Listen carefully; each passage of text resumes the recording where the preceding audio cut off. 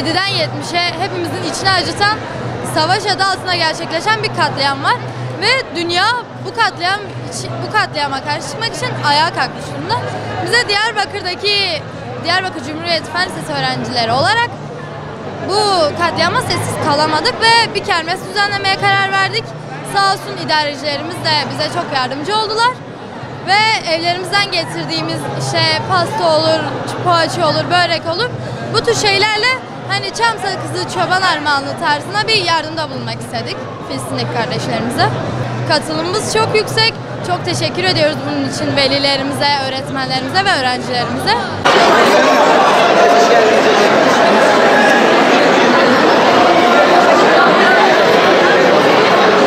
Şimdi şu anda Gazze'de bildiğiniz üzere insanlık dramı gerçekleşiyor. Biz de Diyarbakır'daki çoğu okul bu Gazze'deki kardeşlerimize yardımcı olmak için faaliyetler düzenliyor çeşitli. Biz de Diyarbakır Cumhuriyet Fen Lisesi olarak bundan geri kalmak istemedik. Biz de hocalarımız, idarecilerimiz olsun, arkadaşlarımız olsun bir kermes düzenledik. Bu kermese şu anda standlarımıza aile olsun, arkadaş, çevre herkes geldi. Yoğun bir katılım var burada. Yani şu an bu kermesten inşallah iyi bir gelir toplayacağız. Bu geliri de kardeşlerimize göndereceğiz Gazze'deki. Çok iyisin be baktık.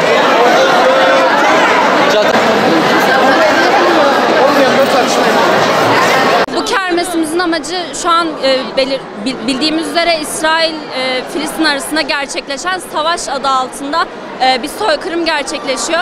Biz de hem insanlık adına hem de Müslüman kardeşlerimiz adına Filistinli kardeşlerimize yardım etmek amaçlı bir kermes düzenledik. Bu kermesimize katılan herkese çok teşekkür ediyoruz. Destekleriniz için çok teşekkür ediyoruz. Boykotlarımıza da destek verirsek çok güzel olur.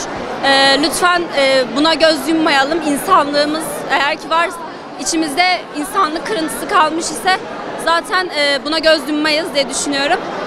Tekrardan teşekkürler. Okulumuzda boykot çalışması kantinde gerekli işlemler zaten yapılmak üzere hala.